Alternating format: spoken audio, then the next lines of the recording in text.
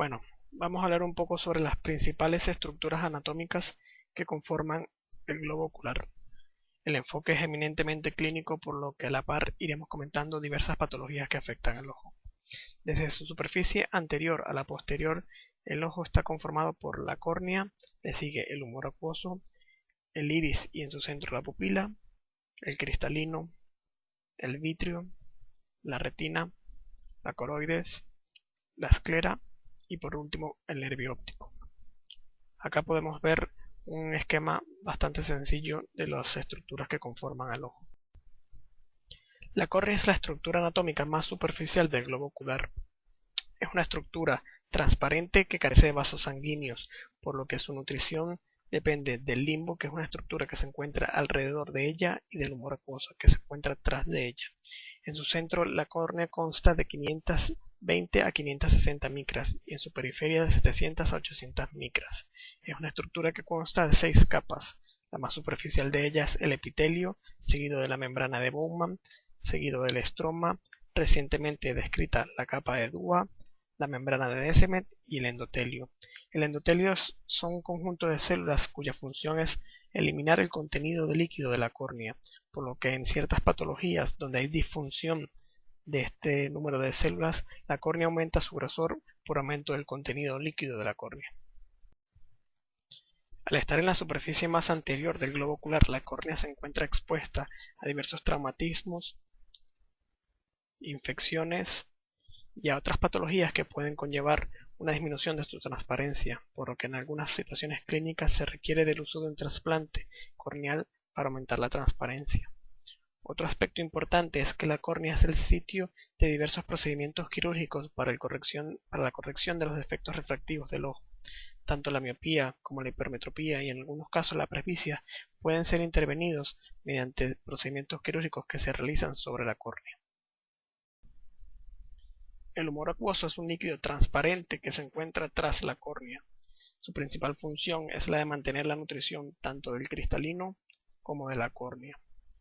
El humor acuoso se genera en una estructura denominada procesos ciliares que se encuentra tras el iris en su base. Se genera en esta zona y a través de la pupila llega a la cámara anterior para ser drenado a través del canal de Slem. La relevancia o importancia clínica del humor acuoso es que el balance entre la producción y su drenaje condiciona la presión intraocular. Los procedimientos quirúrgicos del glaucoma tienen el objetivo de aumentar o facilitar el drenaje del humor acuoso. Otra importancia clínica es que los oftalmólogos podemos ver en el humor acuoso células inflamatorias en un proceso denominado uveitis. En esta imagen que mostramos a continuación se pueden observar cómo esas células inflamatorias se depositan en la superficie posterior de la córnea. El iris es la estructura membranomuscular que le da color al ojo. Consta de dos músculos, el músculo esfínter y el músculo dilatador. El músculo esfínter produce contracción de la pupila y el dilatador produce dilatación de la pupila. Tras el iris se encuentra el cristalino, que es esta estructura anatómica que presentamos acá. El cristalino se compone de una corteza y de un núcleo. Las células epiteliales que forman el cristalino se encuentran en su cámara anterior. Estas células epiteliales, mientras avanzan a su parte posterior, se transforman en fibras, lo que produce un aumento de la densidad del cristalino. Este aumento de la densidad del cristalino culmina con la formación de catarata. Es el cristalino la estructura anatómica que se transforma o produce una catarata.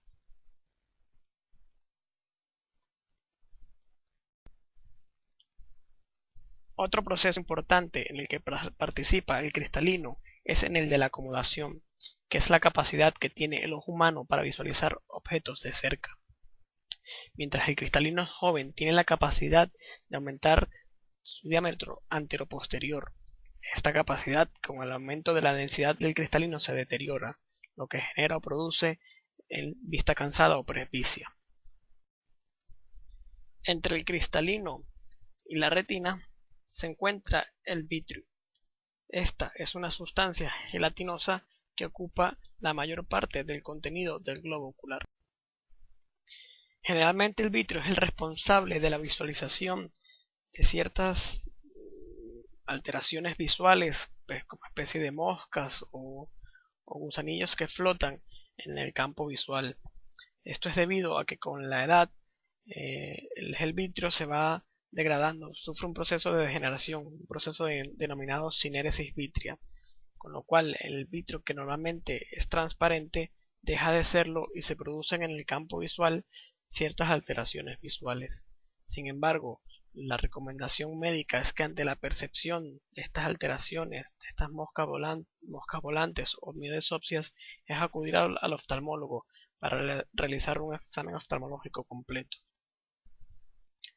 Siguiendo al vitrio se encuentra la retina.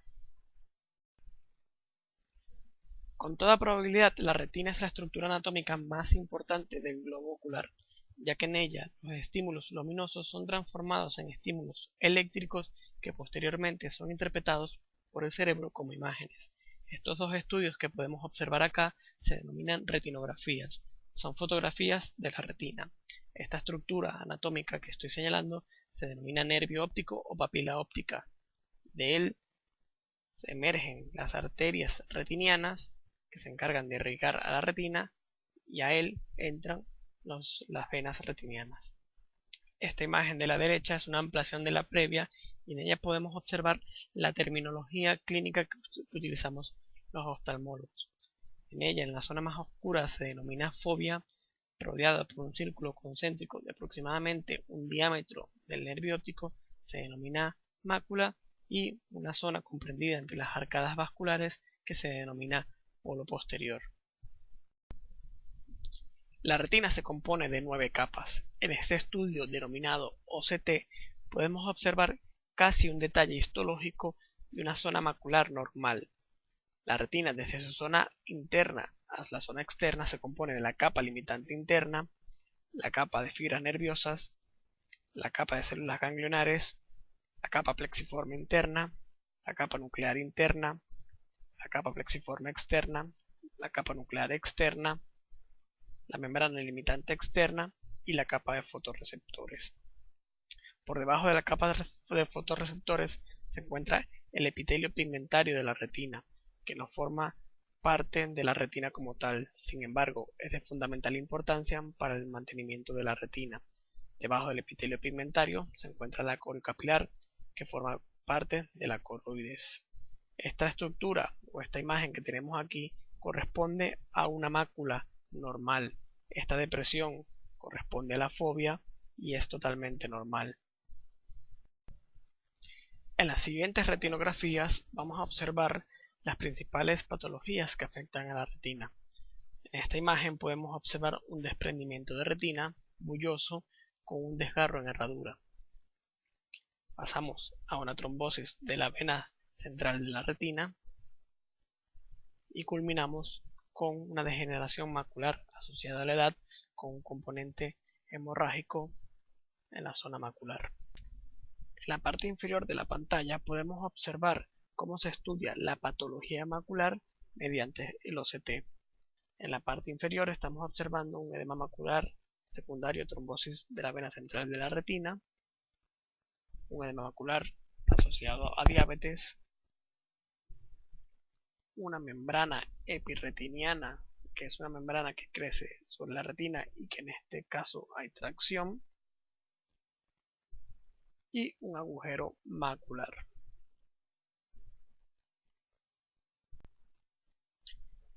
Tras la retina se encuentra la coroides, que es una estructura vascular cuya función principal es la de nutrir a la retina.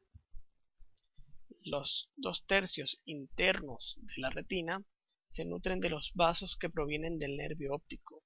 El tercio externo, de esta zona, se nutren de la coriocapilar, que es una estructura anatómica de la coroides. La última estructura anatómica del globo ocular lo constituye el nervio óptico, que es la prolongación de las células de la retina que se dirigen al cerebro para transportar la información visual. En esta imagen observamos un nervio óptico normal. En la imagen superior derecha podemos observar la afectación que produce el glaucoma sobre el nervio óptico. Y en la parte inferior observamos un proceso inflamatorio del mismo denominado neuritis. Una estructura anatómica que no hemos comentado previamente es la conjuntiva, que es una estructura transparente que cubre la esclera, que es la superficie blanca del ojo. Es importante comentar esta estructura porque es frecuente sus procesos infecciosos al estar expuesta a la superficie externa.